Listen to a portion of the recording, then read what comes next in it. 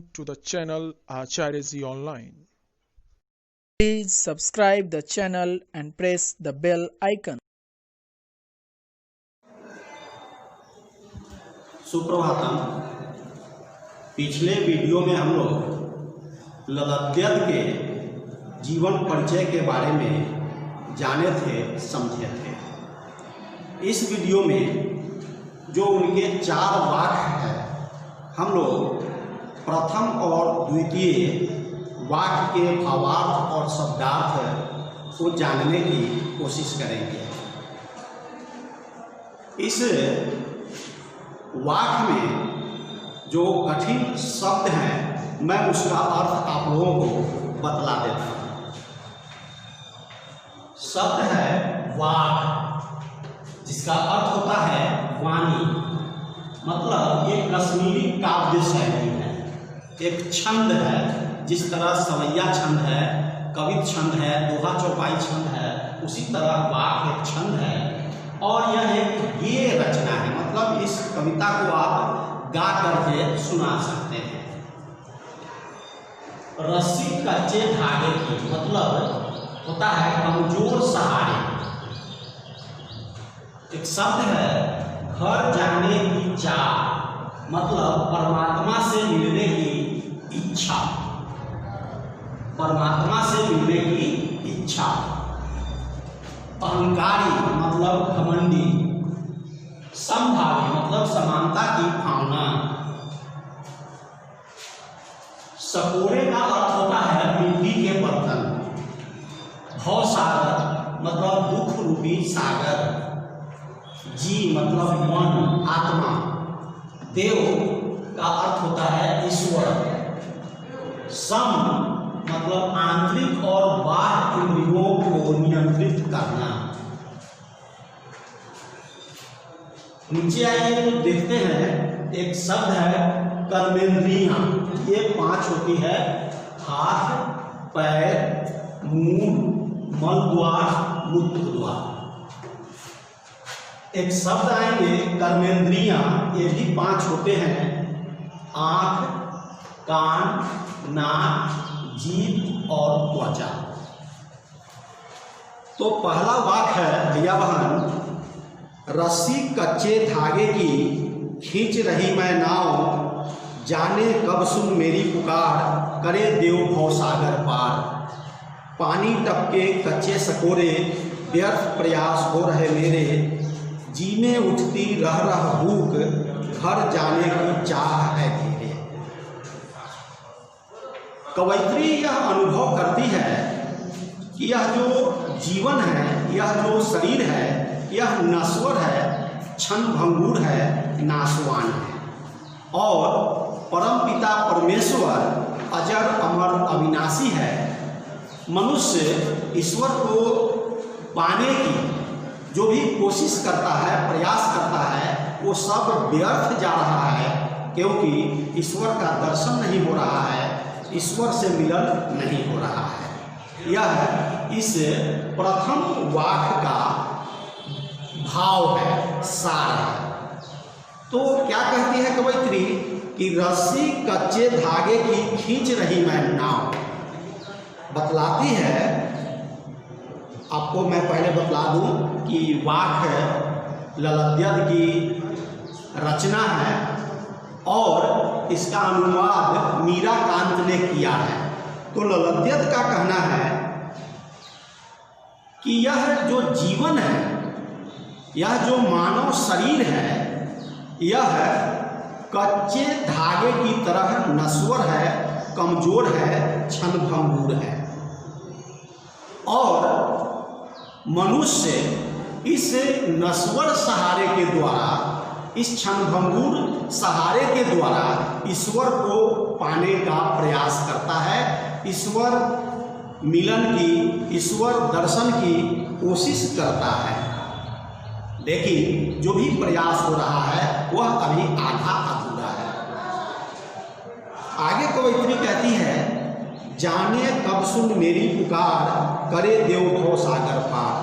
पता नहीं परम पिता परमेश्वर मेरी प्रार्थना कब सुनेंगे, मेरा निवेदन कब मानेंगे, मेरे आग्रह को कब मानेंगे, मेरे आह्वान पर कब दर्शन देंगे और मिलेंगे और इस संसार सागर से, इस दुख रूपी सागर से हमें मुक्ति मिलेगी। इस संसार को कवियों ने, विद्वानों ने और शास्त्रों ने भव सागर कहा है, दुख का सागर कहा है, क्योंकि जब तक हम इस संसार में जन्म लेते रहेंगे और जन्म मरण का चक्कर लगा रहेगा, तब तक इस जीवन में दुख ही दुख है, कष्ट ही कष्ट है, कभी भी हमको सुख मिलने वाला नहीं है। इसीलिए यह संसार भव सागर है, कष्टों का सागर है। तो पता नहीं इन कष्टों से कब मुक्ति मिलेगी। आगे कवयित्री का कहना है, पानी टपके कच्चे सकोरे, व्यर्थ प्रयास हो रहे मेरे। जिस तरह से मिट्टी का कोई कच्चा बर्तन है और उस पर जल की बूंदे पड़ती है और एक एक बूंदे उस मिट्टी के कच्चे बर्तन को गला करके नष्ट कर देती है, उसी तरह ईश्वर दर्शन के लिए, ईश्वर से मिलने के लिए मैं जो भी प्रयास कर रही हूँ, कवयित्री कहती है कि वो जो भी प्रयास कर रही है ईश्वर को प्राप्त करने के लिए, वो सारे प्रयास बेकार साबित हो रहे हैं। परमपिता परमेश्वर का दर्शन नहीं हो रहा है, परमपिता परमेश्वर से मिलन नहीं हो रहा है और दिन प्रतिदिन जिंदगी मौत के करीब जा रही है। अब जिंदगी खत्म होने वाली है, मृत्यु करीब आ रही है और अभी तक परमेश्वर का दर्शन नहीं हुआ। कवयित्री का कहना है, जी में उठती रह भूख, घर जाने की चाह है घेरे। कवयित्री कहती है कि परमपिता परमेश्वर को प्राप्त करने के जो भी प्रयास हुए, सारे प्रयास असफल हो गए, बेकार हो गए। इसकी वेदना हमारे अंदर है, इसकी एक कसक है, तरफ है, परमेश्वर को अभी तक प्राप्त नहीं कर सके और आत्मा परमात्मा से मिलना चाहती है। पता नहीं यह इच्छा हमारी कब पूरी होगी। कहा जाता है कि आत्मा जो है वह परमात्मा का ही एक अंश है। आत्मा परमात्मा के पास से ही आती है और अंततः परमात्मा के पास ही चली जाती है। जिस तरह जल से बुलबुला बनता है और फूटने के बाद जल में ही मिल जाता है, उसी तरह आत्मा परमात्मा के पास से आई है और फिर परमात्मा के पास चली जाती है और लाख प्रयास करने के बावजूद ईश्वर का दर्शन नहीं हो पाता है, ईश्वर से मिलन नहीं हो पाता है। एक भूख उनके मन में, एक वेदना उनके मन में व्याप्त है।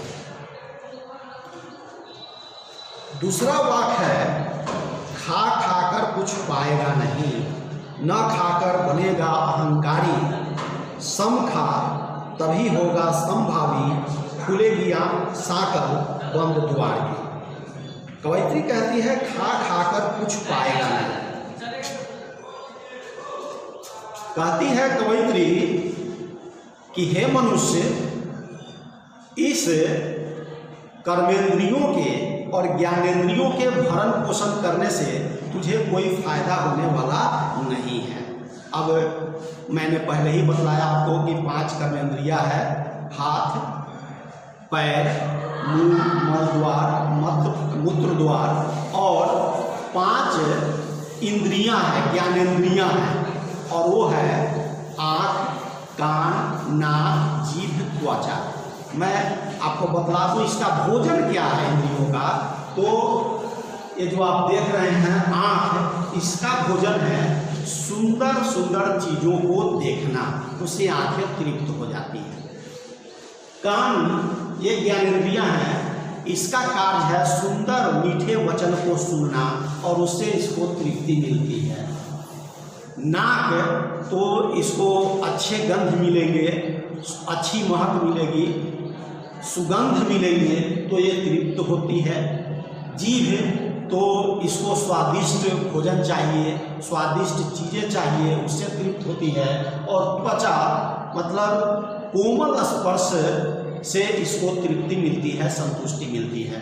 तो कवयित्री कहती है कि इंद्रियों के भरण पोषण करने से तुझे कुछ नहीं मिलेगा। मतलब हम जिंदगी भर अच्छे भोजन के फेर में पड़ जाएं, अच्छी अच्छी बात सुनने की ही चेष्टा करें, अच्छे स्वाद मिले, कोमल स्पर्श मिले, तो ये सबसे ईश्वर की प्राप्ति होने वाली नहीं है।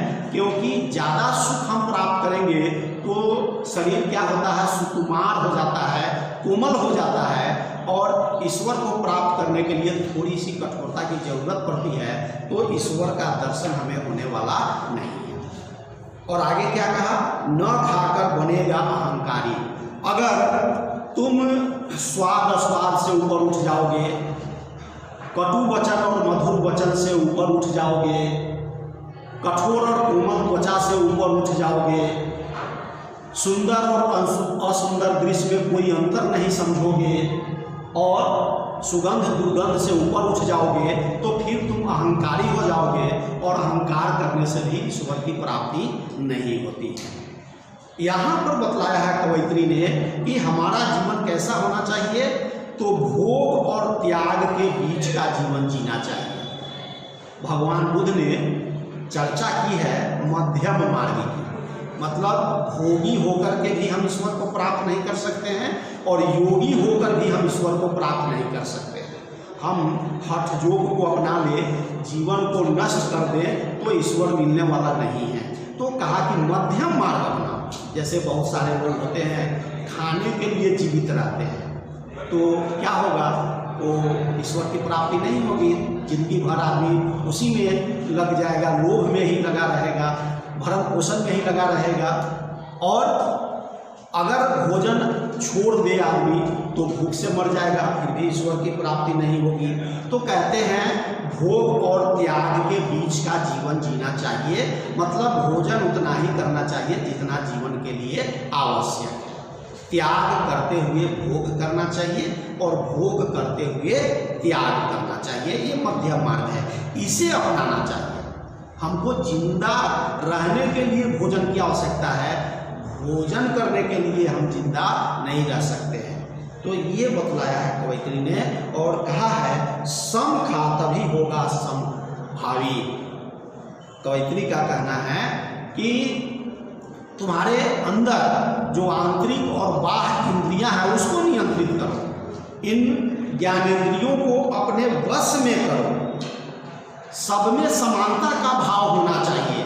तुम्हें ऊंच नीच जैसे भेदभाव को त्याग करके, और पहले ही बतलाया कि भोग और त्याग के बीच का जीवन जीना चाहिए, मध्यम मार्ग अपनाना चाहिए।